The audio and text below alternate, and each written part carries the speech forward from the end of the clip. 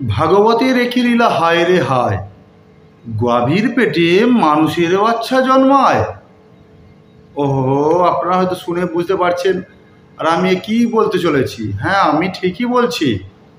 দেখুন, আমি যে কথা বলছি এ কথা আমার না, এ কথা পদ্মপুরাণের কথা, ভাগবত মাহাত্ম্যের কথা।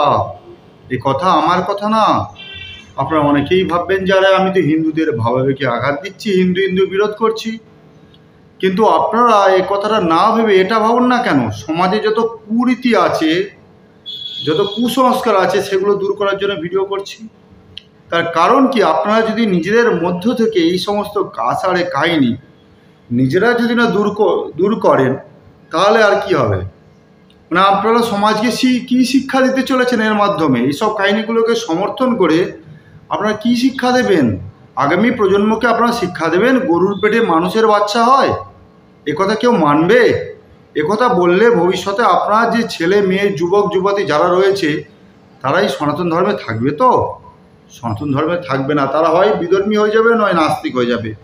ভাবুন আপনারা কি করবেন। তবে তার আগে কাহিনীটা আপনাদের শোনায়। কাহিনীটা আছে ভাগবত মাহাত্ম্যের 4র্থ অধ্যায়। যাদের কাছে ভাগবত পুরাণ আছে, এ দেখুন, দেখতে পাচ্ছেন ভাগবত পুরাণ।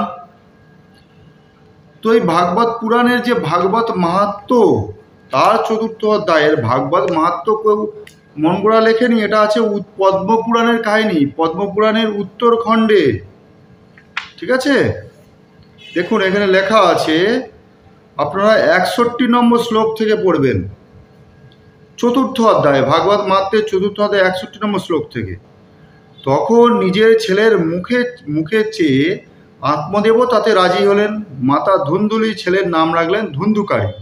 এখানে বিষয়টি একটু অন্য। তারপরের শ্লোক থেকে এখানে কি হয়েছিল, একটা তাকে ফল দিয়েছিল। ঠিক আছে, সেই ফলটা গরুকে খাইয়ে দিয়েছিল। খাওয়ানোর পরে কি হয়েছে দেখুন, 62 নম্বর শ্লোকে বলা হচ্ছে, ত্রিমাসে নিগর্তে চাথ সাধেনু সুসু বিহার ভকম সর্বাঙ্গ সুন্দরং দিব্যং নির্মলং কনকপ্রভম। অর্থাৎ কি, এরপরে 3 মাস কেটে যাওয়ার পরে সেই গরুটির পেটে মানুষের মতো একটি বাচ্চা হলো। ভাবুন, এটা আমার কথা না, এটা ভাগবত মাহাত্ম্যের কথা, বড় বড় ভাগবতকাররা শোনায়। সেই বাচ্চাটি সর্বাঙ্গ সুন্দর, দিব্য, নির্মল ও সোনার মতো কান্তিমান। ওহো, তাকে দেখে ব্রাহ্মণের খুব আনন্দ হলো। মানে আত্মদেব নামক যে ব্রাহ্মণ, তার খুব আনন্দ হলো। তিনি নিজেই সেই বাচ্চার সব সংস্কার করলেন। এই খবর পেয়ে সকলের খুবই অবাক লাগলো। সবাই সেই বালককে দেখতে আসতে লাগলো। তারা নিজেদের মধ্যে বলাবলি করতে লাগলো, দেখো ভাই, আত্মদেবের কেমন সৌভাগ্যের উদয় হয়েছে। কেমন আশ্চর্যের ব্যাপার যে গরুর পেটেও এরকম দিব্যকান্তি ছেলে জন্মালো। দৈবযোগে সেই গুপ্ত রহস্যের ব্যাপার কেউই জানতে পারল না। ছেলেটির কান দুটি গরুর কানের মতো দেখতে হওয়াতে আত্মদেব তার নাম রাখলেন গোকর্ণ। ভাবুন তো, গরুর পেটে মানুষের ছেলে জন্ম হচ্ছে। ঠিক আছে, গরুর পেটে, যেটা নিতান্ত একটি আষাঢ়ে কাহিনী।